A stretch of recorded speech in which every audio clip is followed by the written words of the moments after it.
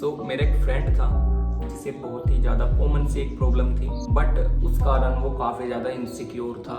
Even वो first of all मैं बता देता हूँ, उसे ऐसा लगता था कि उसे गायनो हो गया है। तो जो मेरा फ्रेंड है वो इतना इनसिक्योर था एक टाइम पे कि इवन जब हम सारे बॉयज़ साथ में होते थे एंड टी शर्ट चेंज करनी होती थी हमें, तो ऐसे नॉर्मली किसी को भी प्रॉब्लम नहीं होती है कि लड़के हैं उसमें क्या हो गया। उसे काफ़ी ज़्यादा इंसल्ट फील होती थी बिकॉज ऑफ जिसे आप मैन बूट्स बोलते हो उनके कारण। इवन वो स्विमिंग पूल भी जाया नहीं करता था इस इनसिक्योरिटी की वजह से, क्योंकि उसे वहाँ पे अपनी टी शर्ट उतार के नहाना पड़ेगा, तो वो वहाँ भी जाना अवॉइड करता था। नाउ लोग चेस्ट फैट को गाइनो समझते हैं। 90% जितने लोग होते हैं उन्हें गाइनो नहीं होता, बल्कि फैट उनकी चेस्ट पर आ जाता है। एक बात मैं बताता हूँ, हर किसी की बॉडी पर फैट स्टोर होता है कहीं ना कहीं। लाइक मेरी बॉडी पर सबसे ज्यादा फैट मेरे फेस पर स्टोर होता है, किसी की बेली पर होता है, किसी की थाइस पर होता है एंड किसी की चेस्ट पर होता है। बट जिसकी चेस्ट पर होता है सबसे ज्यादा बेकार जो हो सकता है वो चेस्ट पर होता है, उनकी कुछ गलतियों के कारण। सो वे क्या 3 बेसिक कारण है जिसकी वजह से आपकी चेस्ट पर फैट चढ़ गया है, और क्या फिर तरीका है उसे ठीक करने का। तो फर्स्ट ऑफ ऑल मैं आपको बताता हूँ, वीडियो को स्टार्ट करने से पहले एक पॉइंट मैं अभी क्लियर कर देता हूँ। यहाँ पे 2 तरह के लोग हैं। सबसे पहले जिनकी सिर्फ चेस्ट पर फैट जमा है, तो उन्हें तो फैट उतारने में ज्यादा समय नहीं लगेगा, तो उनके लिए एक एडवांटेज है। बट अगर किसी की पूरी बॉडी पर फैट है और वो चाहता है कि बस उनकी चेस्ट से फैट कम हो जाए, तो ऐसा बिल्कुल भी नहीं होगा। आप इस वीडियो को अभी बंद कर सकते हैं। अगर आपकी पूरी ओवरऑल बॉडी पर फैट है तो वो एक साथ ही आपकी पूरी बॉडी पे से फैट उतरेगा, ना कि सिर्फ आप उसे चेस्ट पे से ही उतार सकते हो। हाँ, ये कह सकते हो कि आपको थोड़ा ज्यादा टाइम लगेगा उस बंदे के मुकाबले जिसके सिर्फ चेस्ट पर फैट है। तो सबसे पहले बात करते हैं वे क्या 3 कारण है जिनकी वजह से आपकी चेस्ट पर फैट जमा हो गया है। सबसे पहला, आपने पिछले कुछ मंथ्स में या ईयर्स में इवन इतना ज्यादा शुगर अपनी बॉडी के अंदर डाल लिया है जिसकी वजह से आपको ये प्रॉब्लम आई है। आपने मे बी चॉकलेट्स खाई हो, बहुत ज्यादा पैक्ड फूड खाया हो, बहुत ज्यादा स्वीट्स खाई हो। इवन जो नेचुरल शुगर होता है, मतलब जो आपके ग्रेन से आता है, लाइक पोटैटो,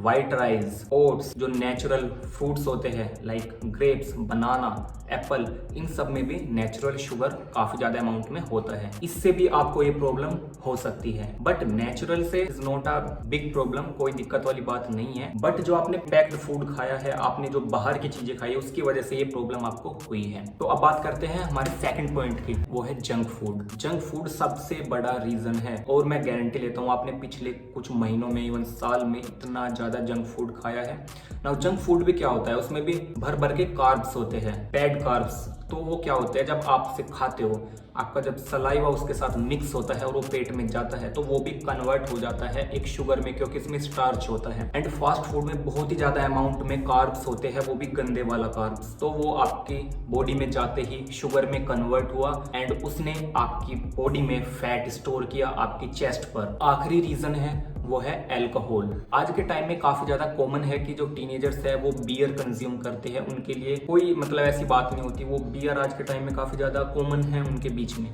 तो बियर में भी काफी ज्यादा कार्ब्स होते हैं एंड शुगर परसेंट होती है, वो भी इक्वल ही काम करती है जंक फूड के और जो आप नॉर्मल शुगर कंज्यूम करते हो। तो ये 3 कारण है कॉमन सबसे ज्यादा कि आपको ये चेस्ट फैट हो गया है। नाउ अब मैं आपको बताऊंगा कि किस तरीके से आप इसे ठीक कर सकते हो। First of all, calories deficient. आपको एक बात का ध्यान रखना होगा। फॉर एग्जांपल, आपकी मेंटेनेंस कैलोरीज है दिन की 2500, यानी अगर आप इतनी कैलोरीज खाओगे ना तो आपका वेट बढ़ेगा और ना ही आपका वेट घटेगा। बट अगर आप इसमें से 200 कैलोरीज कम कर दोगे तो क्या होगा, आप कैलोरीज डेफिशिएंट में चले जाओगे एंड जो कैलोरीज की कमी हुई, आपकी बॉडी उस कैलोरीज की कमी को पूरा करेगी जो आपकी चेस्ट में वो फैट प्रेजेंट है। उस फैट में से आपकी बॉडी धीरे धीरे कैलोरीज लेना स्टार्ट कर देगी और अपनी रिक्वायरमेंट पूरा करेगी एंड आपका फैट भी कम होता रहेगा। नाउ अगर आपको अपने कैलोरीज निकालना नहीं आता दिन की कितनी है, तो आप सिंपल एक कैलकुलेटर गूगल पे है उसे डाल सकते हो, उसमें अपनी एज, हाइट वगैरह डालिए डिटेल्स एंड आपको बहुत इजीली पता चल जाएगा आपकी कैलोरीज कितनी है। Now train your chest. बहुत सारे लोगों को लगता है कि अगर वो अपनी चेस्ट को ट्रेन करेंगे तो जो उनकी वो गाइनो की प्रॉब्लम है, जो गाइनो से बोलते हैं,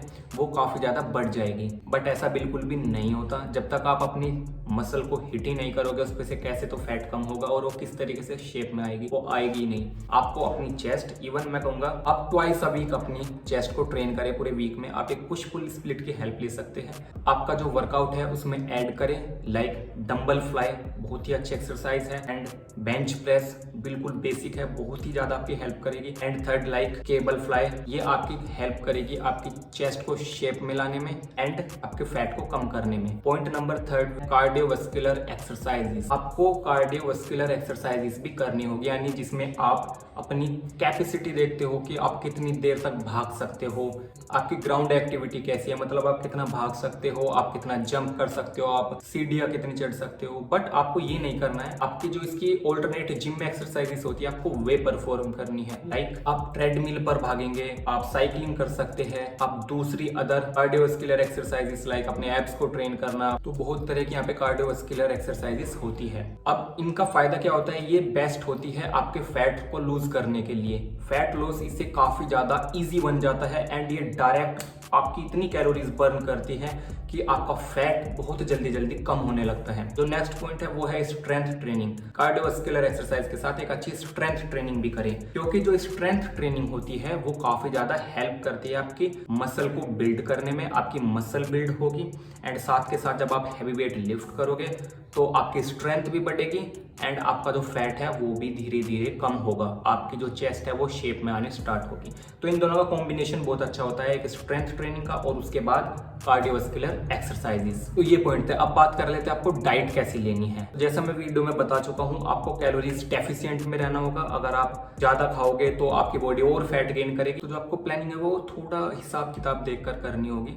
नाउ डाइट अगर मैं आपको बताऊंगा तो वीडियो काफ़ी ज़्यादा लंबी हो जाएगी। अगर आप इसकी डाइट चाहते हो तो आप मुझे कमेंट्स में बता सकते हो, मैं इसकी एक प्रॉपर वीडियो बना दूंगा। I hope you find this video helpful, share it with the gym bro and subscribe to the channel for more videos like this.